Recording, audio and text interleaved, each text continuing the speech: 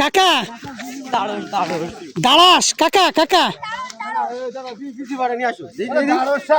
দাঁড়াস।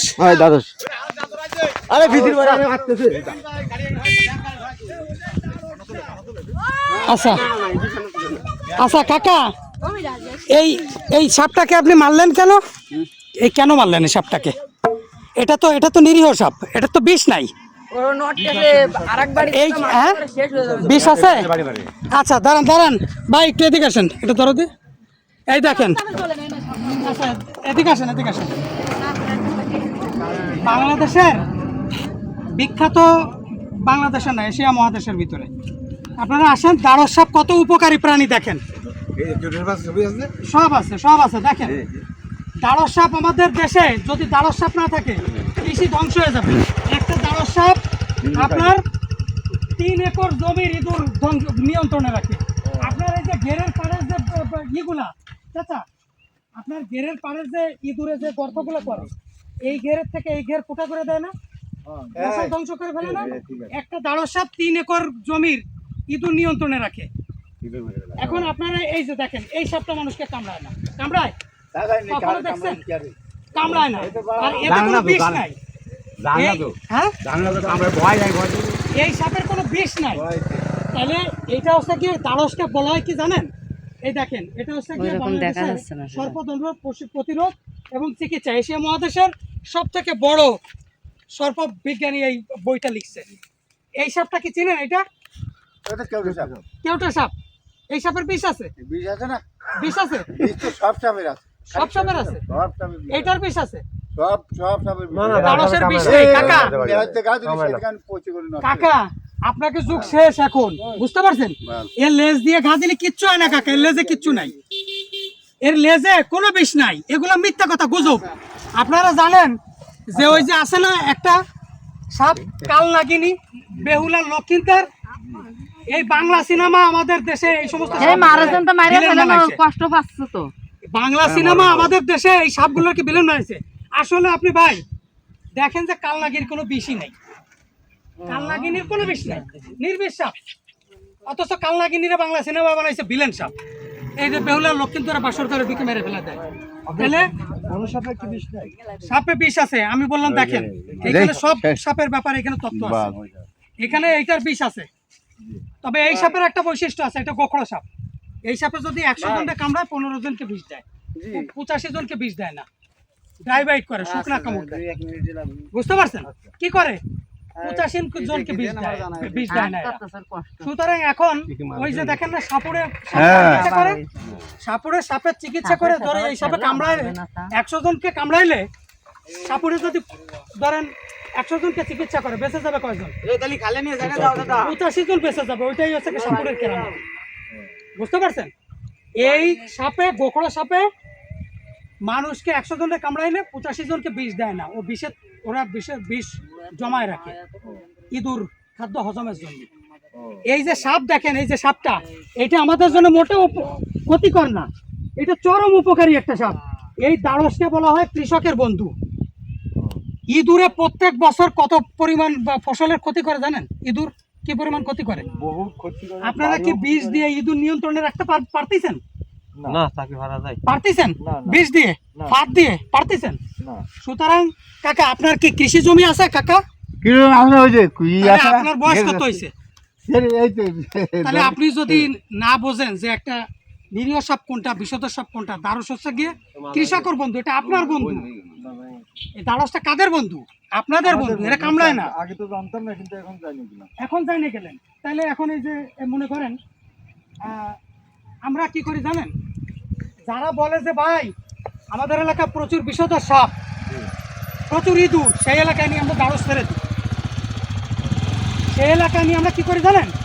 ধরেন একটা লোক এক জায়গা থেকে একটা দাঁড়স সাপ উদ্ধার করছি, গুই সাপ উদ্ধার করলাম। যে এলাকায় প্রচুর বিষধর সাপ আর ইঁদুর, সে এলাকায় নিয়ে আমরা গুই সাপ ছেড়ে দিই।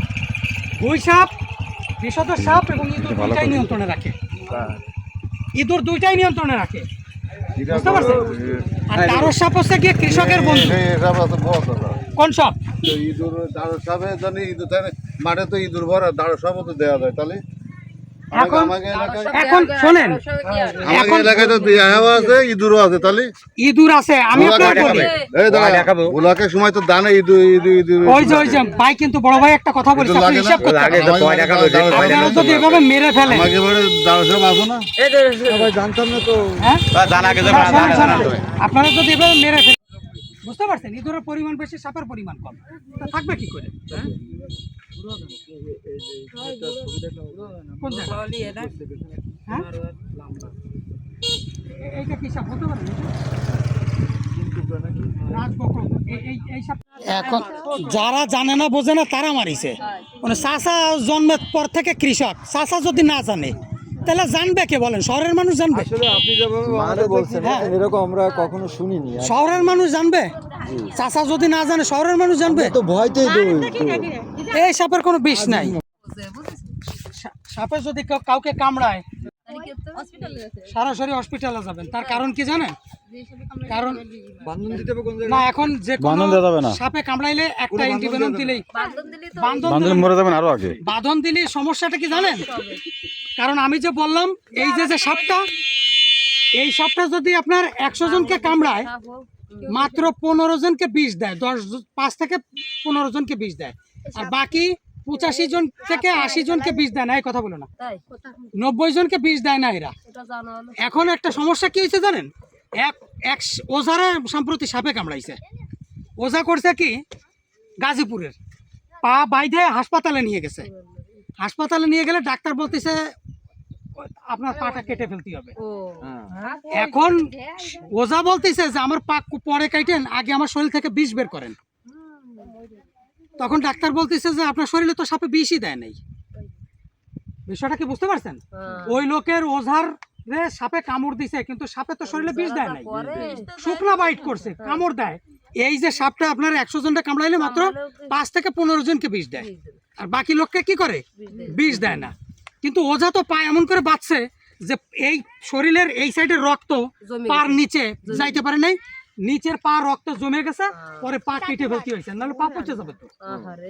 এখন আপনি দেখেন, এই যে ওঝা 100 জনকে চিকিৎসা করে, এই সাপে কামড়াইলে 100 জনকে চিকিৎসা করে, এর মধ্যে বেঁচে যায় 95 জন, 5 থেকে 15 জনকে বিষ দেয় সর্বোচ্চ ওরা, এমনকি কোনো কোনো সব 5 জনকে বিষ দেয়। আপা বিষয়টা কইলে বুঝেন, এই সাপে যদি কামড়ায়, একটু দাঁড়ান ভাই, একটু দাঁড়ান, এই কথাটা শোনা দরকার আছে। এখন শোনেন আপা, এই সাপে 100 জনকে কামড়াইলে মাত্র 5 থেকে 10 জনকে বিষ দেয়, কিন্তু ওঝা চিকিৎসা করে 100 জন, 90 জন বেঁচে যায়। ওঝার কেরামতি এইটাই। আর বাকি যে 5-10 জন মারা যায়, ওঝা কয় ও দুধ খাইছে, ও ভগবানকে বিশ্বাস করে নাই, আল্লাহর প্রতি ঈমান ছিল না, এই সমস্যা করছে, এই ধরনের জবাব দিয়ে চালায় দেয়। বুঝতে পারছেন? আর ওরা বোঝে যে কোনটাকে বিষধর সাপে কামড়াইছে। আমাদের অঞ্চলে বিষধর সাপে কামড়ায় নেই। এই সাপটা কি করে জানেন? আপনার পার শব্দ পাইলে ও দূরে সরে যাবে, কারণ ওর বুকের নিচে ভাইব্রেশন সেন্সর আছে। ওরা দূরের থেকে কম্পন বুঝতে পারে যে এই দিক থেকে লোক আসতেছে, ওরা সেখান থেকে পালিয়ে যায়। আপনাদের সামনে এসব সাপ পড়বে না তো সহজে? না, রাতের বেলাও পড়বে না। আপনারা কৃষি এলাকার লোক, গোখরা সাপ অভাব আছে এই অঞ্চলে, আছে প্রচুর, সামনে পড়ে না। সুতরাং আল্লাহ এদেরকে কৃষির সুরক্ষার জন্য পাঠিয়েছে। এবার যাতে হবে কোন জায়গায়? হাসপাতালে একদম, এটা আপনি রেখে দেন, সরাসরি হাসপাতালে চলে যাবেন। এই মাত্র বাড়ি মেরে ফেললো। ঠিক আছে,